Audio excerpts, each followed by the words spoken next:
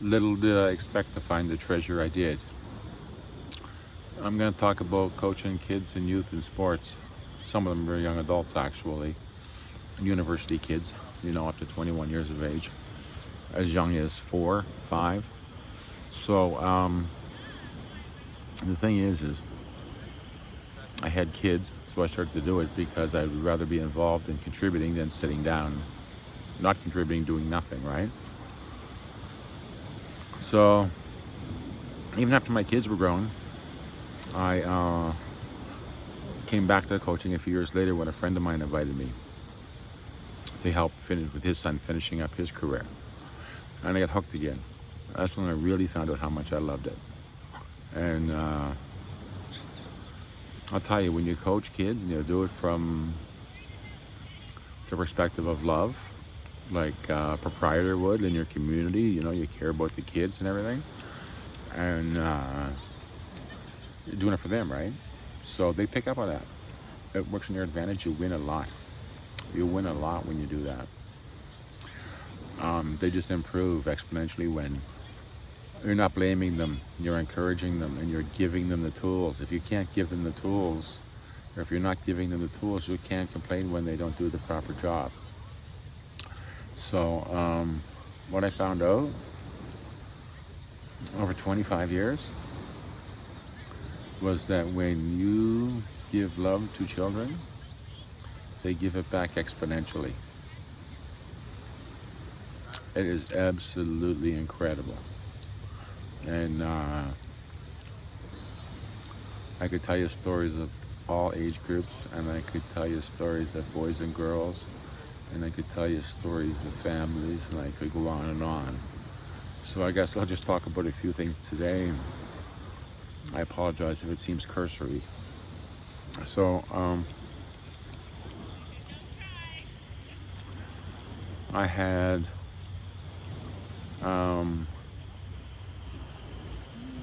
coaching 8-year-olds.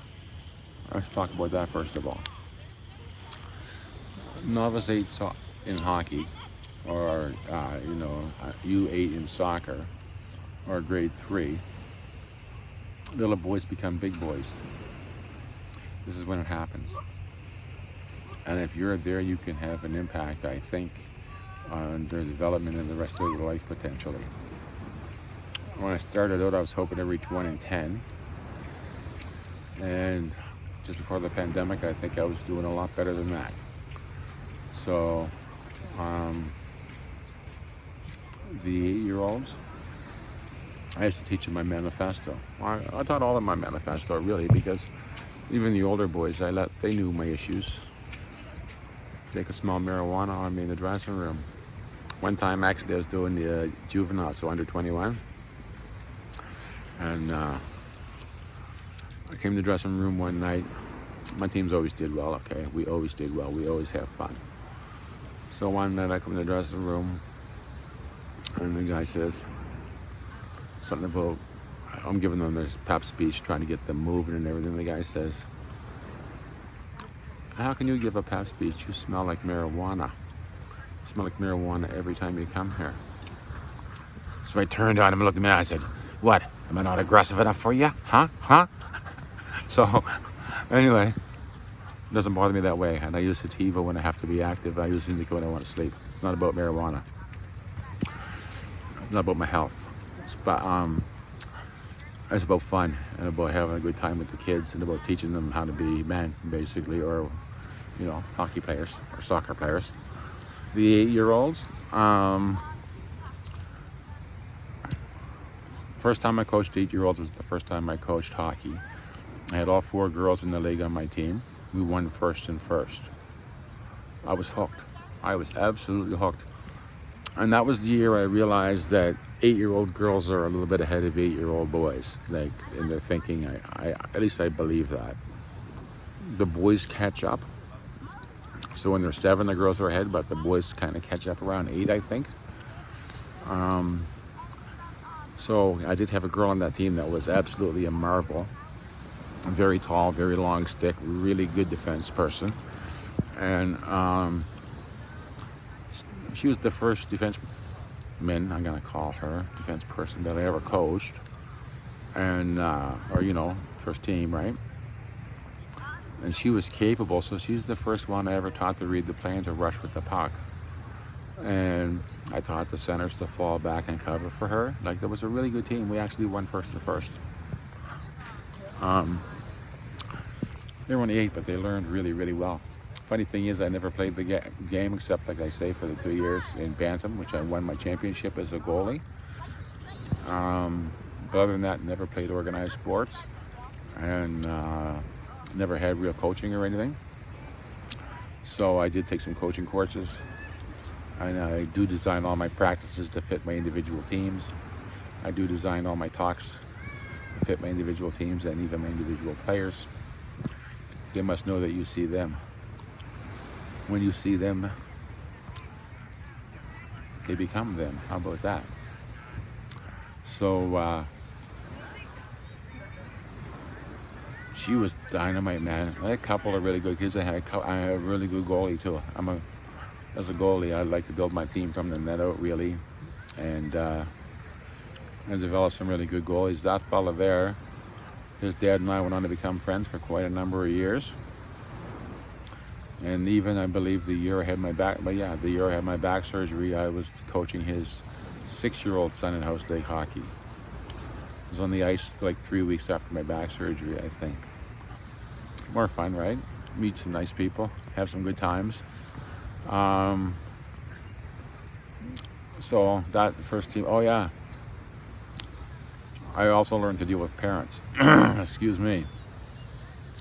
I had a dad every week as we were coming off the boards after a win, basically, right?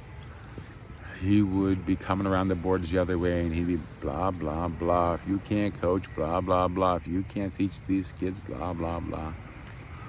And I ignored him. Week after week after week, I ignored him. And then we needed a timely loss because I could see we were getting a little too confident and everything, and we were playing the right team. So I kind of backed off on my direction a bit, and we lost a close game. Wow. When he came around the boards that day, he was out of control. So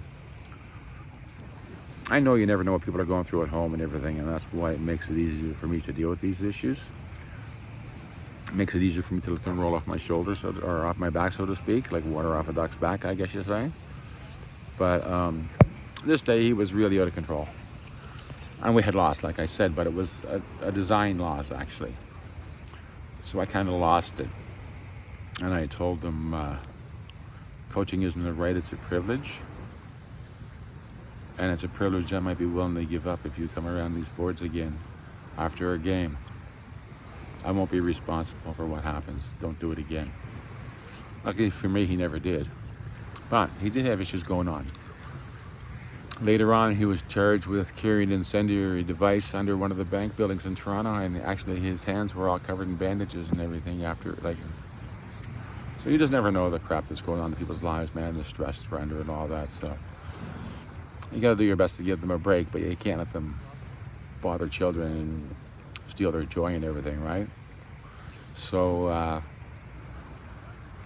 also like to say that I got my best advice ever in hockey.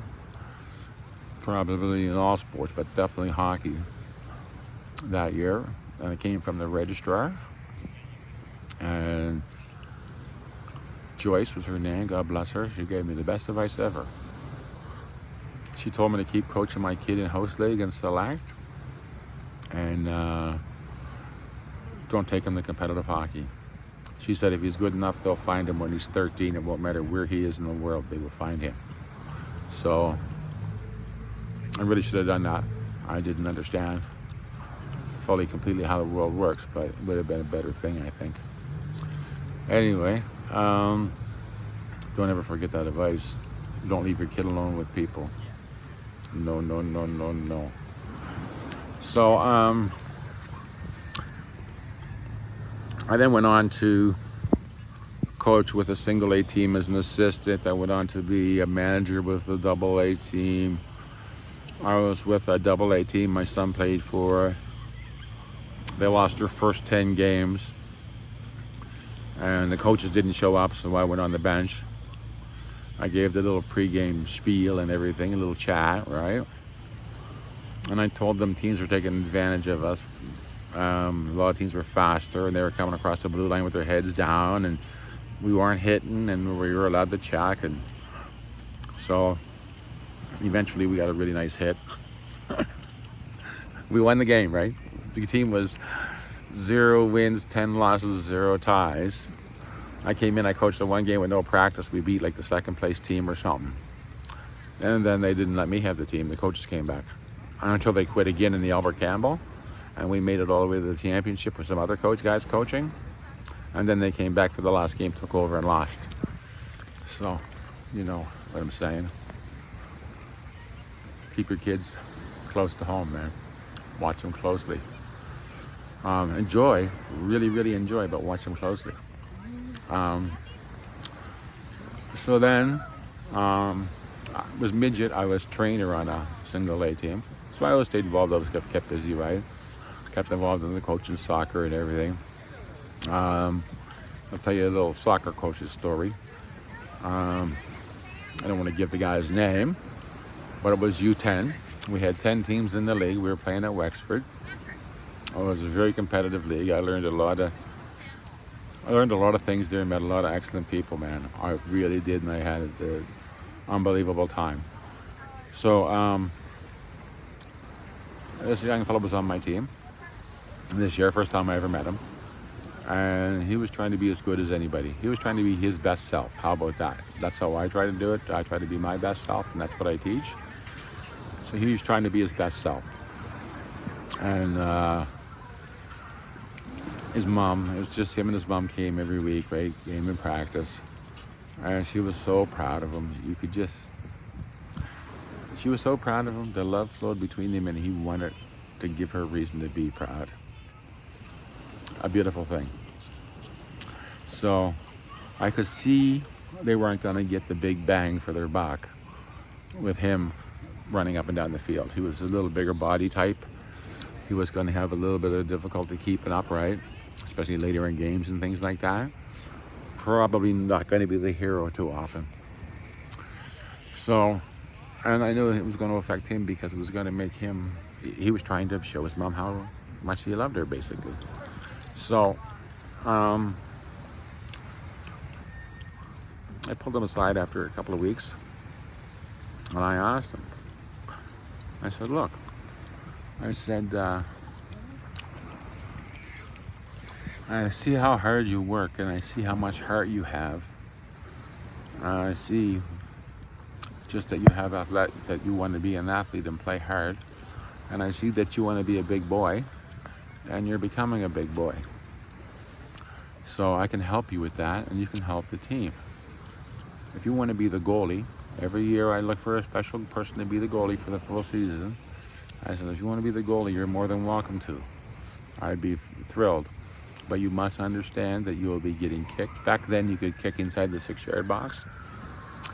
And trust me, the goalies got booted. I didn't encourage my children to do it. I discouraged it. But other teams encouraged it for sure, 100%. So I told them, you're going to get kicked every week. You're going to have tears in your eyes and streaming down your face every week. You're going to be covered in mud every week. But I said, by the end of the summer, you'll be a different boy. You'll be big and tough. I said, do you think that's something you'd like to try? I said, if you don't want to keep doing it after a couple of weeks, we can make a different arrangement. He said, no, I want to try. I said, okay, let's go talk to your mom. Went to the mom, had the same talk. Well, that league was super competitive. 10 teams, as I said, 9 and 10-year-olds. This kid was a rock. He did have tears in his eyes every week. He was covered in mud every week, and he never backed off. He dove on everything and anything. He never gave anything up. They earned every goal they got against us. Once again, that was a year when we finished first and first. There's a few of those. First and second, things like that, right? Even though they used to joke that I had the UN team often enough. Never the favored to win, right? So, at one point, I guess about halfway through the season, I can usually tell pivotal games, when you're playing your nemesis, so to speak, or whoever's closest, or depending, might even not even be the closest person, but I generally know when there's an important game, usually pivotal in the placement at the end of the season. And so one night we were playing, and it was pouring rain and windy and just a really dirty night. Back then they didn't call the games unless there was actually lightning you could see, and there wasn't. So we played. The end of the half, it was 1-0 for us. And then when everybody came in, I used to always buy them oranges. If you coach soccer, you should always have oranges sliced into little thin half moons, and the kids can eat them at halftime. It'll give them that little extra energy boost in the second half. So they were all sitting having their oranges, and I told them just that. The team that won this game was going to finish first place. We beat them 2-1, because we each had a goal in the second half. We won 2-1. My little goalie, my God, man. I'm telling you right now, that kid changed. He became, what do you think I talk about him? I've been talking about him ever since that season. And then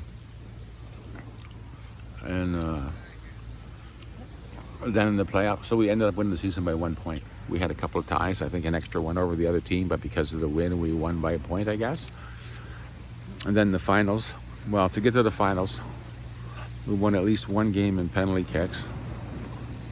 And then the final game, we won 2-1. Once again against our nemesis, the same team that finished second by 1 point. We beat them 2-1 again in the finals. My goalie, I don't remember all the specific saves, God bless, but that boy, his mom, first at the end of the season, every week his mom, because he was so awesome, man. We couldn't have done it without him, right? We did have a good team, but we still couldn't have done it without him. We never can. And him and his mom were stunning, man. Absolutely felt blessed. And then I coached juvenile for about 5 years. When I first came back, as I said, my buddy's kid was finishing his career. That's a whole different dictionary and everything, right? That's a whole different game. Like, for instance, when I'm coaching those guys, there's no practices, but they've all played AAA, AA, single A, some house league, some select, right? They're the guys that are in it for life. Usually they've been playing their whole lives. Not always. Some of them can't skate. That's okay. Equal ice. I play them all, man. I treat everybody equally. And I finally had to come up, because they don't have practices at that age. They have longer games, right? So I had to come up with a way to get a basic game plan in. Like, you got to have a system or something. You got to get something going on, right? So I told them more than once, because once I used it, I understood that it worked. But I used to tell them, Maggie May taught me how to play hockey. You got to get it in deep, control the zone, take up a position in the high slot. Don't forget about them points playing way up high, and move it around, baby, move it around. When I told that to a buddy of mine, he said, and keep an eye on the back door, baby, because you never know when it'll open up. So that's how you talk to guys that are 20 years old in the dressing room. And I think that's quite appropriate, to be honest with you. But then I went back to doing 5-year-olds again. No, sorry, 8-year-olds. And I did them 2 years in a row, actually. But as the first year, I can't skate, right? And I dug up my son's old skates. Haven't seen ice in 10 years at that point, or 5 or 6. Probably 10 years at that point. And I had a skate sharpener that the league had given us all the year previous. And I'd never used one like it. It's a little fork thing, so I tried it. It was terrible. I fell about 30 times. I'm not kidding. Fell about 30 times. So I'm no helmet, because my first year coach on my first practice, just too cool all over the ice, falling down, man. But anyway, I did not expect to fall. I can stand up, right? Generally and usually. But anyway, I went home and I'm thinking, okay, these guys are going to try to take this team away from me. Some of the dads are going to send me an email this week. So I prepared. And I did get an email. And a couple of the dads wanted to have a meeting with me, 3 of them actually. So perfect, because I needed assistant coaches, right? Usually I have to try to fish them out during the first game or the first practice or whatever. Takes a couple weeks sometimes. So I always change age groups, always up and down. It doesn't matter, like, because my kid doesn't play, right? So I just coach wherever they want me to. And I was just talking about doing the 8-year-olds, right? And the first year. And so that we have the meeting. So right away, well, we were kind of concerned. We don't think maybe, and I said, well, hold on a second here. So just let me explain myself. I said, I've been doing this for over 20 years. And even though I can't skate, I said I can stand up. That was an abomination. But I said, here's how I design a practice here. See, this is where we're looking to go, and this is where we're looking to start. And we'll see how we do in the middle and everything like that, make our adjustments. And I used the Hockey Handbook by Lloyd Percival. That's got the best section on goaltending I've ever seen in my life. If you're a goalie, you should get the Hockey Handbook and you should read the section on goaltending. The book's by Lloyd Percival. So I also told them I needed some assistance, so it would be really, really excellent if they could help me out. And the one fellow was talking, he tried to start the conversation with juice drinks and stuff, and so I put him off till the end. And then I said, as far as the juice drinks go, I really believe that the hockey is the reward. And to have the child work as hard as they do for an hour and then go eat a bunch of junk calories, that's not good for the kid. I don't want to judge anybody. We all got to do what we got to do. But that's not really what I like to see, right? So, whereas again, the kids, oh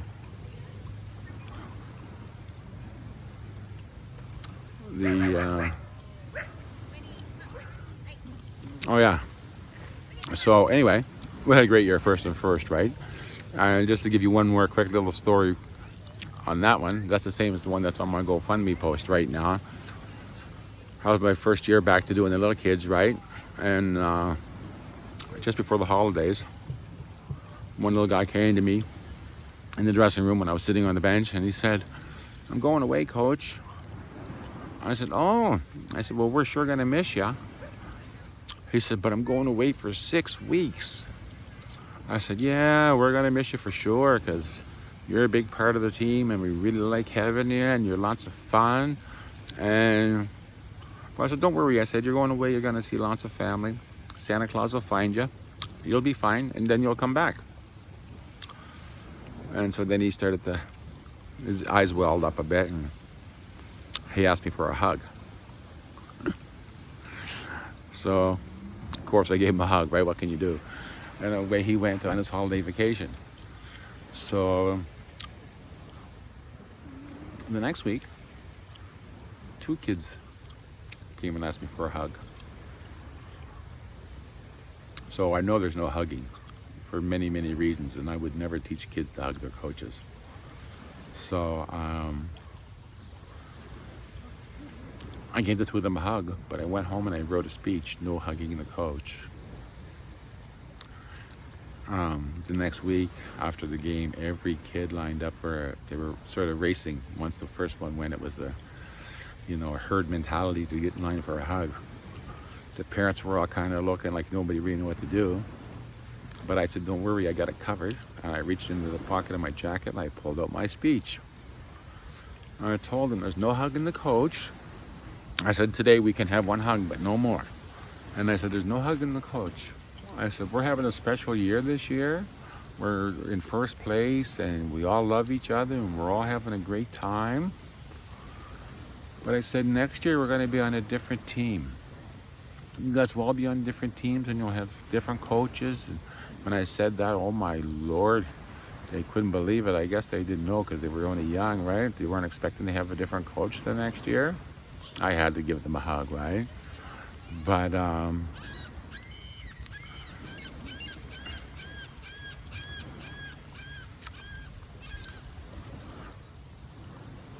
What a team. How could you ever find a better way to spend your time? Like, the love that comes back from them is just incredible. Oh, yeah. So I told them they're not allowed to hug the coach either. There's a rule against it. I had to. And there is a rule against it for a very good reason. But anyway, I told you in the very beginning, the love that you give to them, if you do it out of love for them, not love for yourself or for winning or whatever, not for feeding your ego at all. If you suspend your ego and you do it for the love of the kids, it does come back exponentially. And I told this to a friend of mine who will occasionally quote the Bible to me. And he replied that it says in the Bible, you must be as the child to enter heaven. Huh. Checked it out, it actually says it in a few places, right? So I found who I am hanging out with children and teaching children and even doing it in the schools. And I could tell you about a kid who played. His little brother had brain surgery and had a shunt. He was never going to play. There was another kid on the team that had the same brain surgery, didn't have a shunt. He was playing. I've had kids, so many health issues and different things going on in their lives. And it's just been great for me to be a part of it. And I'd like to, from the bottom of my heart, thank all the parents that ever let me spend time with their children and their youth. Oh, one more thing. When you're doing the older guys, after they're 16, I learned the guys, what really makes it work for me is the guys that ride the edge. You know, the edge between brilliance and mayhem. I try to teach them just to stay on the side of brilliance. If you can do that, if you can get a couple of players like that, and you can teach them to ride the edge between brilliance and mayhem, and if they're capable of it, that's going to be one of my favorite things in the world. Alrighty, rock and roll. Do your best, never quit, have fun.